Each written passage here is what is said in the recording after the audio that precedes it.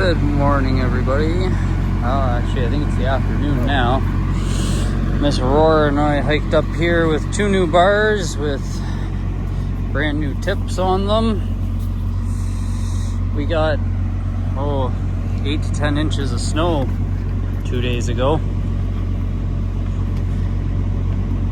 So I'm just getting back up here, and I brought my marking paint. We're gonna hike that way, find our way to the fence line.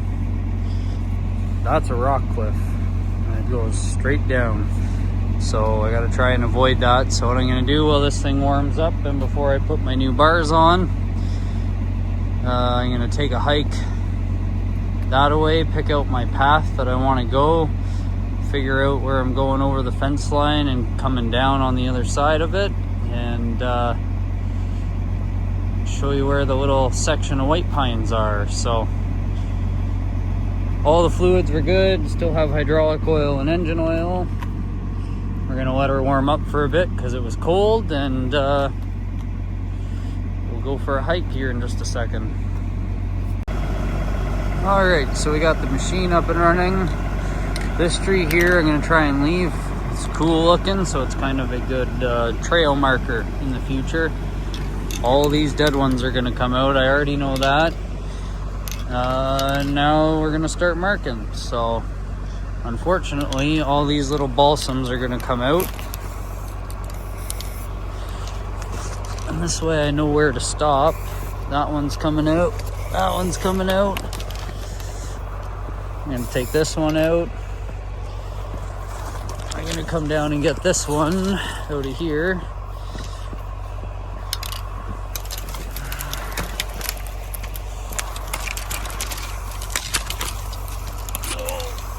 Can't reach, too many branches.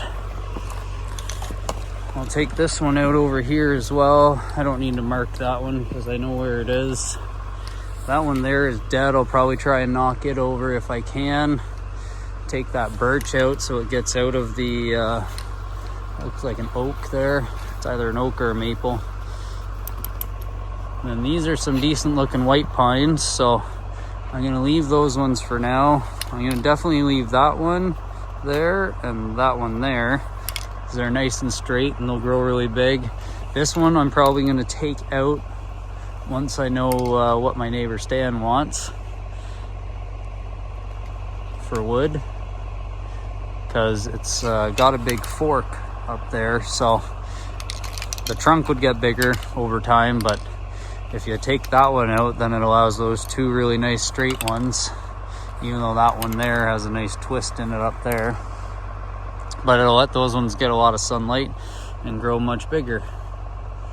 And there's a couple nice hardwoods down tucked in that there, so it'll, getting rid of that one will let those ones get a bunch more light, keep growing. So we're heading up this way, so this tree will be gone.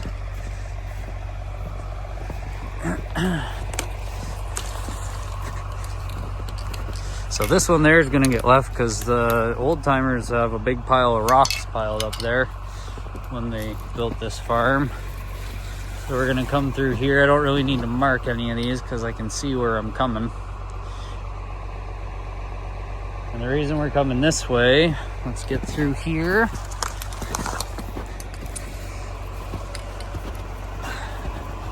I'm gonna try to leave that one because there's all sorts of rock under. You can't see it now because we're all under the snow here. But we can come through here pretty easily with the machine. I'll have to take a few of these out.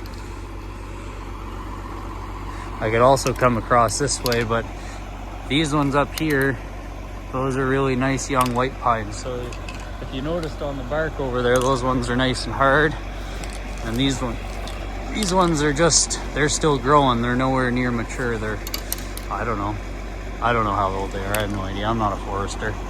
But there's a whole bunch of them and some nice little spruce, and they'll kill each other out. The white pine will keep growing, and I'm gonna try and leave that whole section through there, and we're gonna go this way. Try and leave the hardwood so that we get some shade and get rid of these softwoods. So you can tell by how young all these trees are, how small those ones are, how small these ones are, that This area used to be cleared and not very long ago because these trees are not that big. And I was talking with my neighbor Stanley this morning, who has his sawmill in our logging yard. And we're gonna get over to a fence line here in just a minute. Now, this is where I come to a dilemma.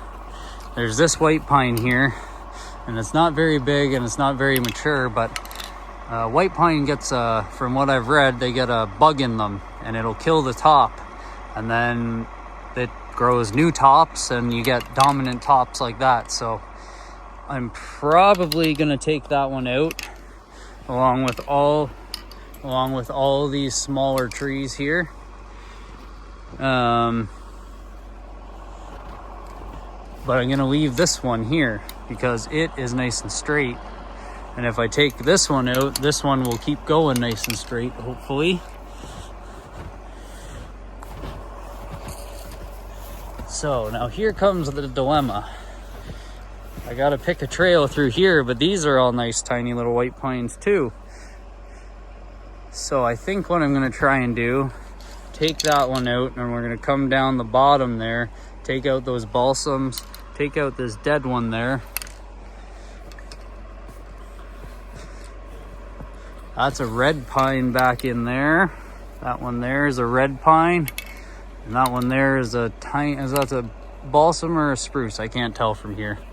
Too many green needles. So that's what I think we're gonna do. We're gonna come down here. It almost looks like there was a trail through here. Anyways, what I was saying was my neighbor Stanley, and we're gonna get through here. You can tell, again, you can look at these trees. These are all young trees. They haven't been growing for that long. And I was telling him what I had found up here with all these young trees. And he was telling me how he remembers when old Pete, the father of the gentleman we bought the farm from, used to have this whole back field that we're hiking to right now in grain. And that explains to me why all of these trees here are not that big. Again, this one here, that's another white pine, and right there, that bug that they got into it. So I'm probably gonna pick my way in through here. I'm gonna have to run over some small trees, unfortunately. That's just the way it goes. We'll come right through here, but that's all downhill right there. That goes down. So what I'm trying to do, I'm gonna try and stay above that and cut my way across the top of this hill somehow. Come on, Aurora, let's go. Yeah, I know, you got your tire. Come on. I'm gonna try and cut our way through here somehow. And again, those all nice small white pines. So I'll probably take out that big one and try and keep along this edge of this ridge if I can. Oh, that's no fun. We're gonna go this way.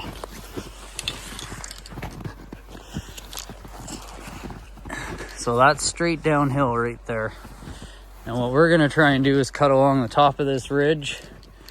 The fence line is right over there. I don't know if you can see it in the video. That's a fence post right there, that one, that little short one.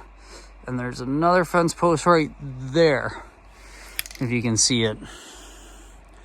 And again, this is a nice young straight white pine. It's that small one beside it should probably come out, but I'm gonna not touch it. So, and you can see here, now here becomes a problem. I like keeping cedar trees, but there's no way I can keep that little cedar there and get down over here. That's too much of a cliff, unfortunately. So these two little cedars will have to come out. And you can almost see where there's been a trail here before. Again, a whole bunch of nice young white pine, bunch of spruce mixed in. I want to leave all that. In 20 or 30 years, I'll be able to come back here, give it a nice haircut, sell some more logs, and let the other trees grow. So this is probably going to be my path here. I'm going to have to take out all of these ones, this cedar, All these little ones here are gonna go. There's a dead one. I could probably kick that over. I'm not gonna try, I don't feel like it. And we're coming down through here. So I'll probably try and stay on the top of this ridge, come take out this tree here. I haven't marked very much, but I have an idea where I'm going. But I want to leave. Let's go around this way. It's a clear walk. Oh boy. I want to come down through here somehow. That one there, that's a white pine. That one looks like a jack pine. I want to come down through here. Somehow, I'll have to pick the trees as I go. Again, so all of this, I don't think I finished that story. Those are all alders down here, but from here all the way to that fence line I showed you that's back there where Auroras are coming running through, this was all planted in grain for the horses and the cattle through the winter. That's why it's fenced off. I didn't show you the fence because we walked right over it. That's how down it is, but the fence line goes down across there, and there's a gate over yonder. And all of this, none of these trees would have been here. This was all planted in grain. And he remembers those days. Those were back in the 70s and the 80s. So it goes to show how much Mother Nature will grow back in 30 years if you leave it alone. So I'm going to have to pick my way down through here. I don't know how steep this slope is. We'll go take a walk. That's an oak. Is it an oak tree? Yeah. Nope. No, it's not. It's a maple. So I'll probably take that one out, because that one over there is an oak, and I'd rather have oak trees. I don't grow maple syrup. I could be wrong. This one could be an oak too. It kind of looks like it is. Again, not a forester. I'm just a wannabe farmer and a wannabe logger, and trying to make the best out of all this property that we have. So try and leave those ones somehow. But again, when you come down into here, this is the field that leads to the old farmhouse, and this is a natural spring that we get. Eventually I want to put a pond in down there, so I got to pick my way down carefully through this hill with the machine. I think this one's an apple tree, so I might actually come across the top of this hill here above all these trees and let them stand for a few more years. I'll have to get the pole saw out and clean up that white pine if I'm going to leave it there. But again, it's got an ugly top on it, so it's not really going to get much better than what it is. So that one actually may come out. And we're going to come right down across here and across the top of this.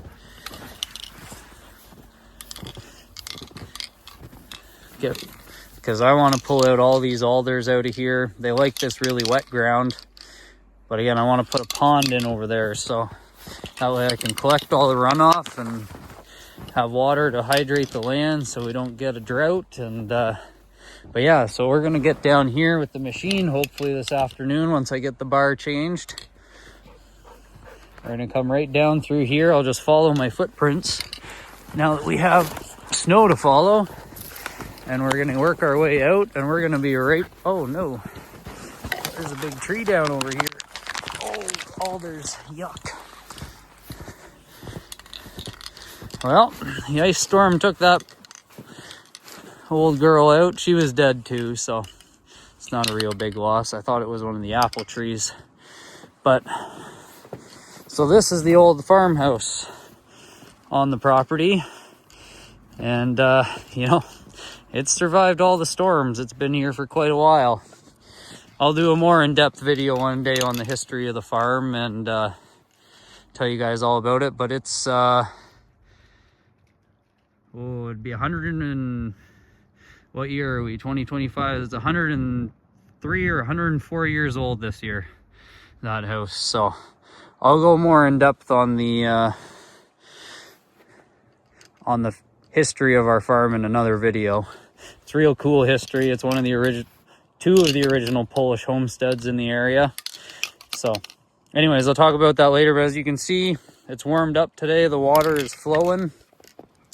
And again, that's why I want to put a pond right down in this area where all those young trees are. So we're gonna head back this way. I'll show you guys where the farm fence line is, and we're gonna put Aurora back in the house. Don't like having the dogs out when I'm cutting trees. Last thing I want to do is drop a tree on the dog, and you can't control dead trees. So again, all these trees, this used to all be cleared. We were over in there walking. That's that big oak tree, those oak trees I was telling you about. So all these alders, all these small pines, all of this was cleared 20, 30, 40 years ago. And this was all planted in grain in the summertime so that they could feed the cattle. So, and they didn't have machines like I do. They did that back-breaking work with horses, and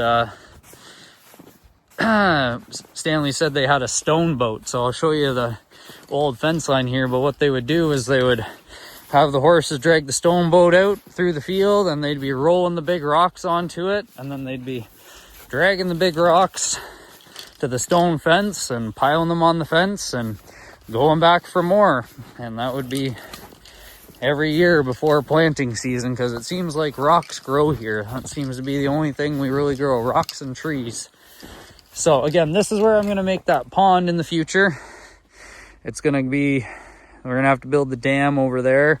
And then what I want to do is the overflow pipe will be trenched, it will come out kind of like a waterfall, trench down and go underneath the pastures and out to the pond over by the horses in the riding arena. Not that you guys know where that is, but that's 3 or 4 years out, I'm guessing. But we'll see what the future holds. You never know how fast we can get things done. So this was an old ATV trail. The alders have taken over, and it leads right back to the house, and the machine is up yonder, up that hillside over there. So sinking in the snow here. We're almost at the stone fence, and then I'll quit bothering you.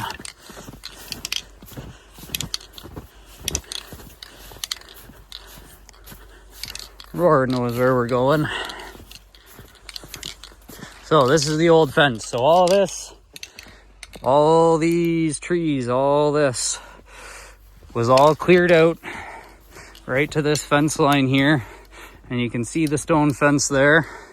And if you follow that fence line straight up, that takes us right up to the machine.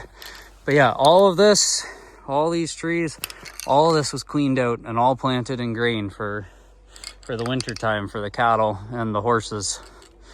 So pretty big change that Mother Nature can make in 40 years. But my hopes is to get this back to some silvopasture so that the horses have trees for shade and lots of grass to eat, and I don't have to feed hay during the summertime. So yeah, we're gonna take Aurora back, and then I'll catch up with you when I get back in the machine.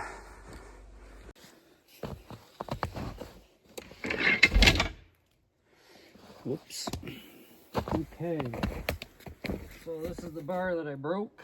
I'm gonna have to try and weld that back together. So we gotta get a 7/8 righty tighty, lefty loosey. So I need to go that way. There we go, cracked. I should go in a star pattern. That way they're all getting loosened off together. Loosen this one up.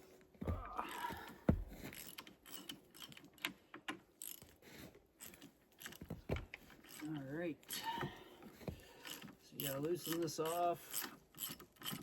Take your nuts off all the way.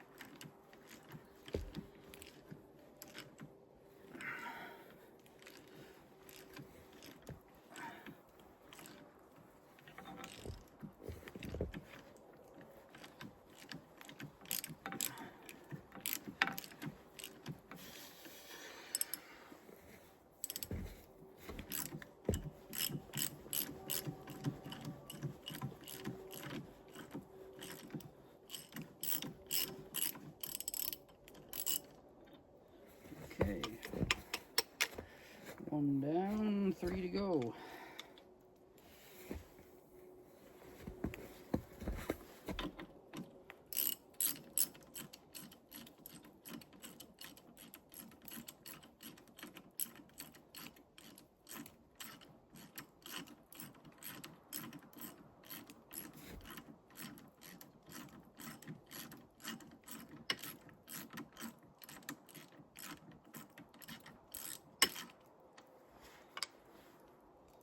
Two.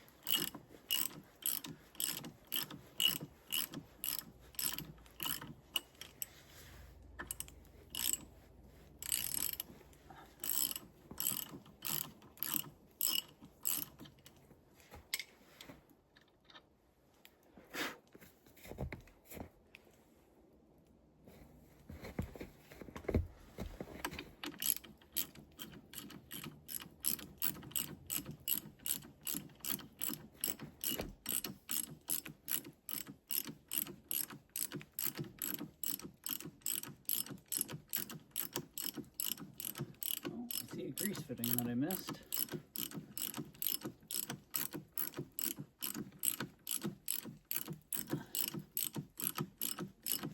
Have to get that one next time.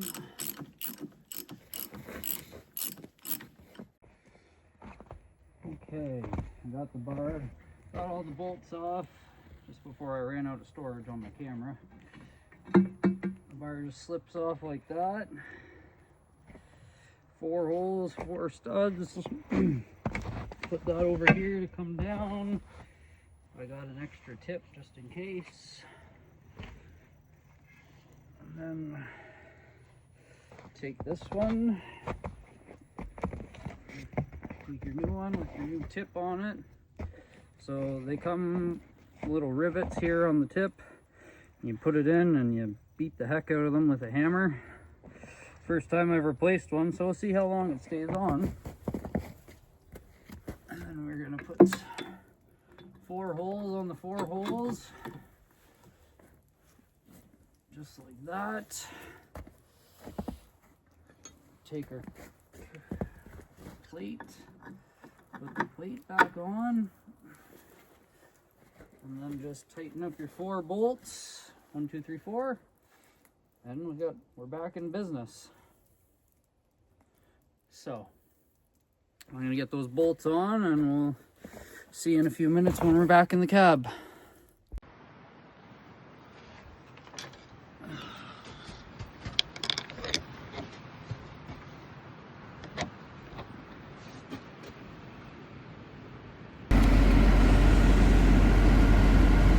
Well, 3 days later, I never got my chain on the bar.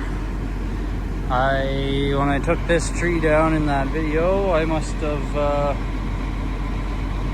bent the tensioning cylinder. So we're gonna hike the machine all the way back down to the farm, get it torn apart, see what I can find, and go from there. The joys of logging. If you're not breaking something, you're not working. So that's our plan today. Get her down there and get it fixed. So I'll try and get some videos of that. So the other day I made a video about the processor and how I couldn't get the chain and the bar on. And I tracked all the way down here. It took me about half an hour with the processor. I didn't bother filming it because it was just a boring ride. And Stanley came over, Mr. Fix-It, and he was here for 20 minutes. It took him about 7 to figure out what I had done wrong, which was back one of the stud bolts too far back, so I couldn't get the tensioner to go back far enough. And then we spent about 13 minutes just talking. So that's what I did wrong. So now that the bulldozer is coming, I will hopefully get up in the processor, because we got a little bit of repairs to do on it. And I'm going to get up on the processor and cut out the areas I really want to focus on to get the trails done this spring before the dozer has to go back into the bush to work. And yeah, we'll see how the repairs go. I also have to repair the skid steer. I got to rip the drive motor out of that. So I'm definitely going to record that, because if I don't, I will not remember how it goes back together, and that will not be fun to figure out. So stay tuned for that one as well. We'll show you the dozer whenever it arrives.